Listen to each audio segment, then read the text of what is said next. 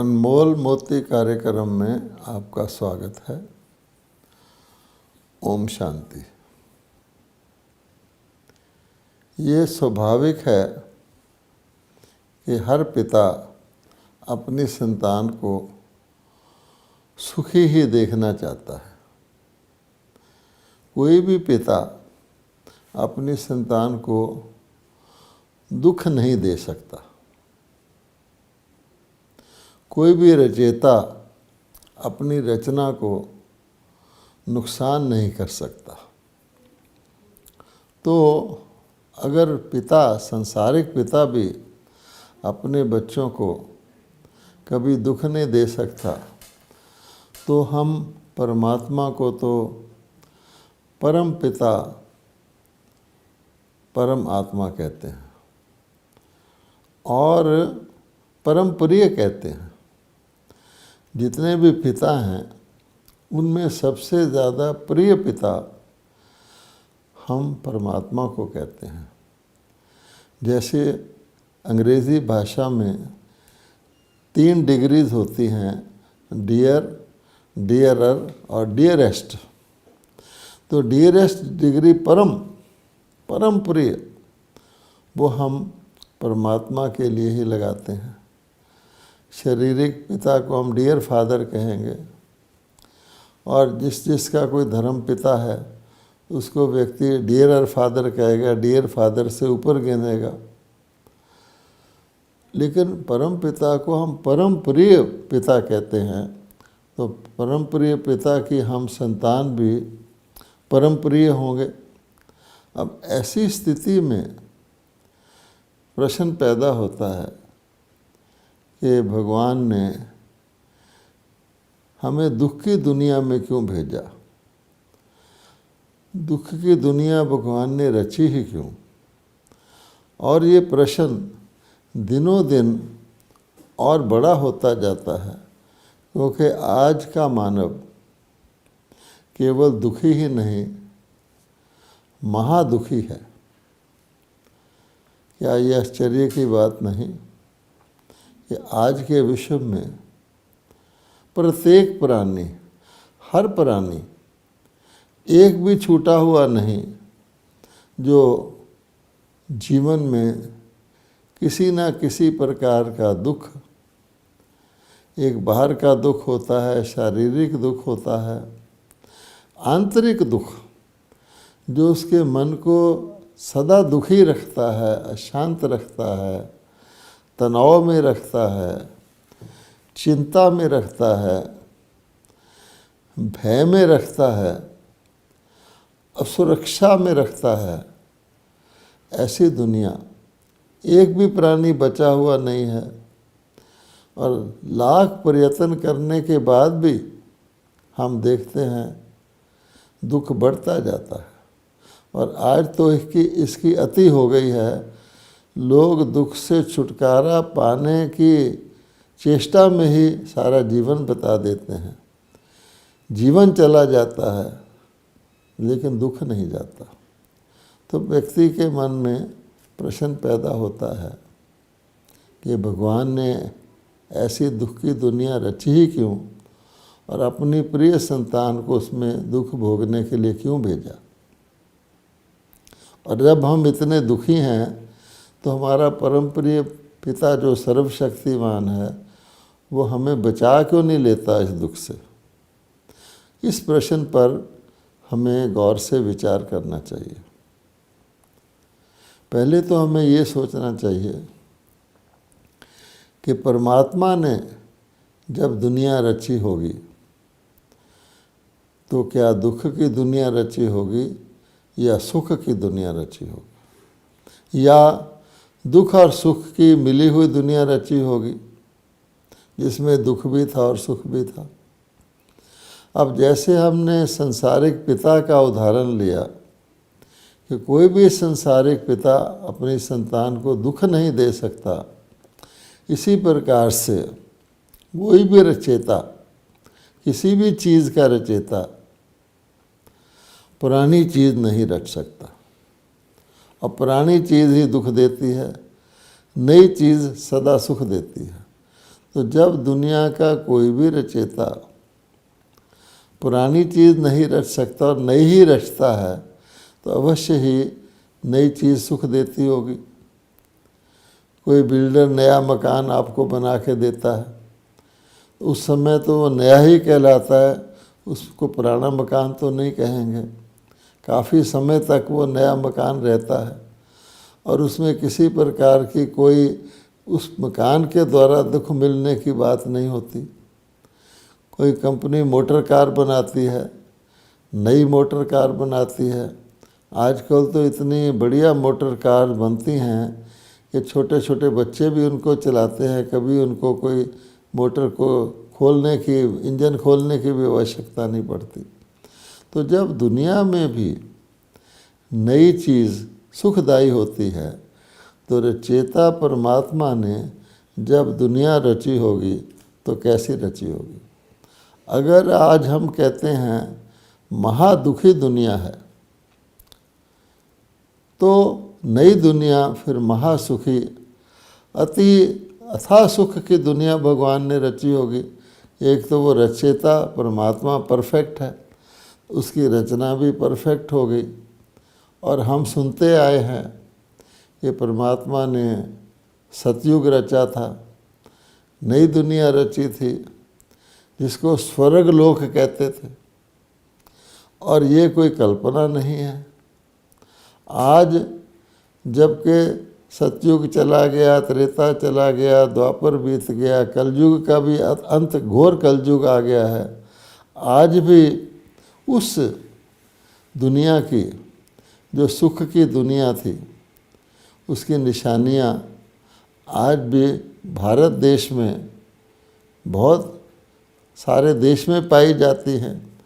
और जिसको हम देखते हैं मंदिरों में देवी देवताओं के रूप में, उन प्राणियों की जो सतयुग में रहते थे वो मनुष्य तो कहलाते ही नहीं थे, वो देवी देवता कहलाते थे, दिव्य गुणों वाले। उनकी निशानियाँ आज भी मौजूद हैं। और आज की दुनिया के तत्वों से बनी हुई भी, आज के कारीगरों के द्वारा बनाई हुई भी उनकी जो मूर्तियाँ हैं, उनके जो वस्त्र हैं, उनके जो आभूषण हैं, उनके जो नैन बनाए जाते हैं, उनका जो चेहरा बनाया जाता है, उनके जो वरदानी हाथ बनाए जाते हैं, वो आज का मानव भी उनसे इतना आकर्षित होता है, उसके मन में वो स्मृति जागती है कि हमारे पूर्वज ऐसे थे। तो उसको देखकर लोग मंदिरों में लाइन लगाते हैं। केवल उनका दर्शन मात्र करके अपने को धन्य धन्य महसूस करते हैं, उनके अंदर इतनी खुशी आती है। तो आप देखेंगे उन निशानियों में बहुत कुछ चिन्ह के रूप में मौजूद है। देवी और देवता दोनों ही राज सिंहासन पर बैठे हैं। विश्व महाराजन, विश्व महारानी। पहले तो उस समय भारत ही विश्व था, दुनिया एक थी, एक ही चक्रवर्ती राज्य था, एक ही भाषा थी, एक ही दुनिया थी।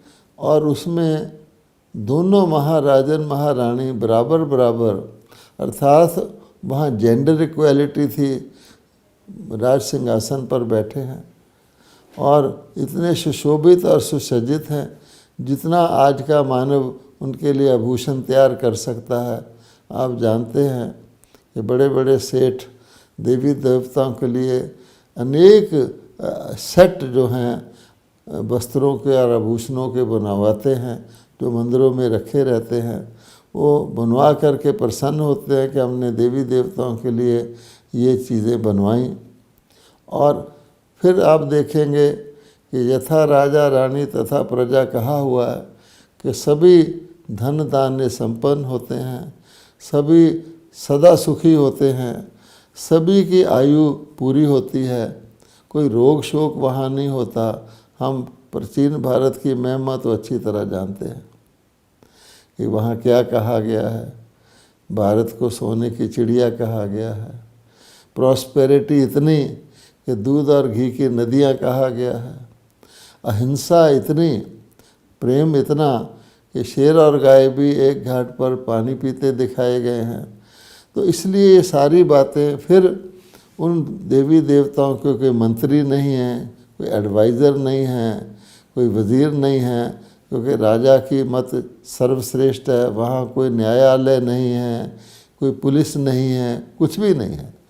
तो फिर आप देखेंगे भारत का अगर इतिहास देखो तो कितने बार भारत पर आक्रमण हुए, लुटेरे आए, लूट कर ले गए।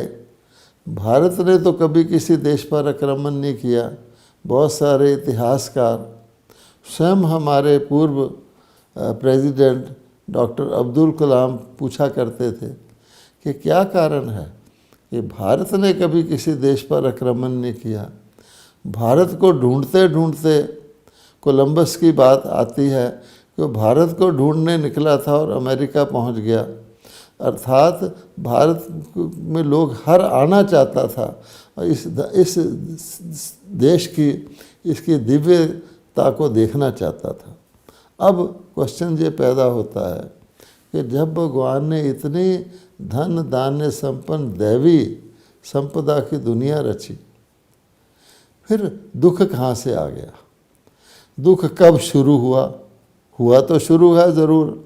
इसलिए भगवान ये भी बताते हैं कि देखो यही भारत अमर लोक कहलाता था और यही भारत आज मृत्यु लोक कहलाता है। ये मृत्यु लोक शब्द कहाँ से निकला? देवताओं को तो अमर कहा ही जाता है कि देवताएं अमर लोक के वासी थे। तो उसका भाव अर्थ ये है कि देवताएं आत्मा बन के जीते थे। वो अपने को अमर आत्मा, अनादि अविनाशी श्रेष्ठ आत्मा मान के शरीर धारण करते और छोड़ते थे। आज का मनुष्य अपने को शरीर मान करके जीता है और शरीर के छूटने पर समझता है मैं मेरा सब कुछ खत्म हो गया, इसलिए इसको मृत्यु लोक कहने लग गए हैं। आज भी देवताओं की कथा के बाद अमर रहे कहा जाता है और मनुष्य जो है जीते जी उसके आगे मुर्दाबाद कहा जाता है।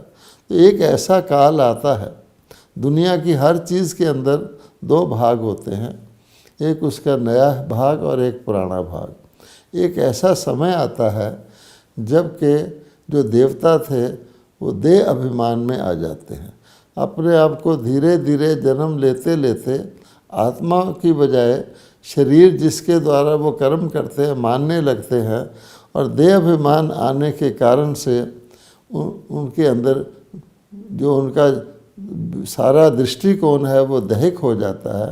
और एक समय आता है जिसके लिए कहा गया है कि देवताएं पुण्य क्षीण होकर वाम मार्ग में चले गए।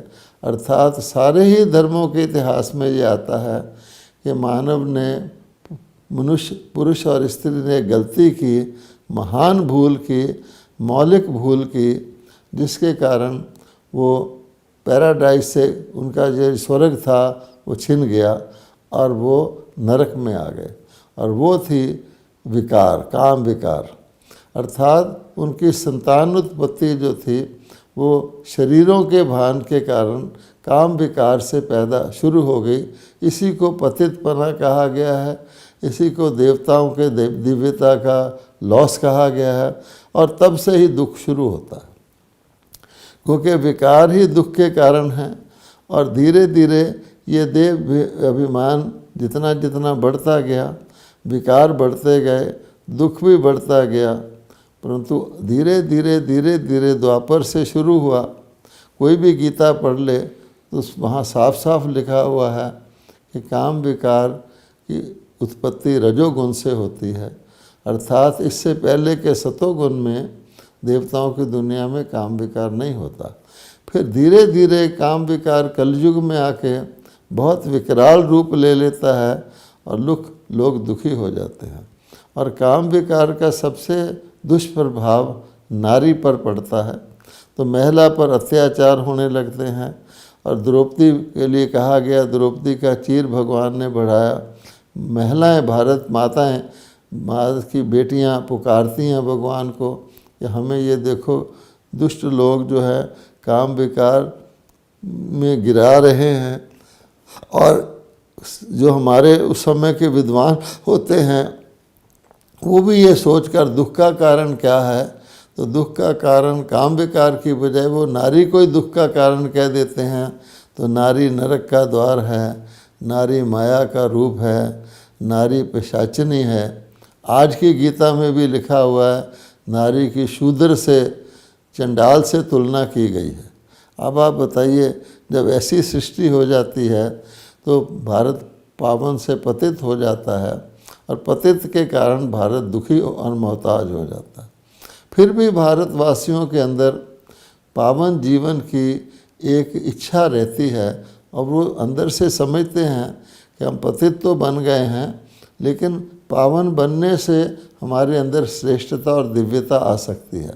इसलिए हम देखते हैं कि सन्यासी लोग जो हैं वो प्रवृत्ति को छोड़कर, जो प्रवृत्ति गृहस्थी भोगी कामी प्रवृत्ति बन जाती है पतित, उसको छोड़कर भी वो पूरी तरह से काम विकार को जीतने के लिए सारे घर बार का त्याग करते हैं। और उसके बाद आप देखेंगे कि जो गृहस्थी लोग भी हैं वो भी काम विकार की खराबी को और पवित्रता के महत्व को समझते हैं, तो वो भी तीर्थ यात्राएं करते हैं पावन बनने के लिए। जितना समय तीर्थ यात्रा करते हैं वो काम विकार से परहेज करते हैं।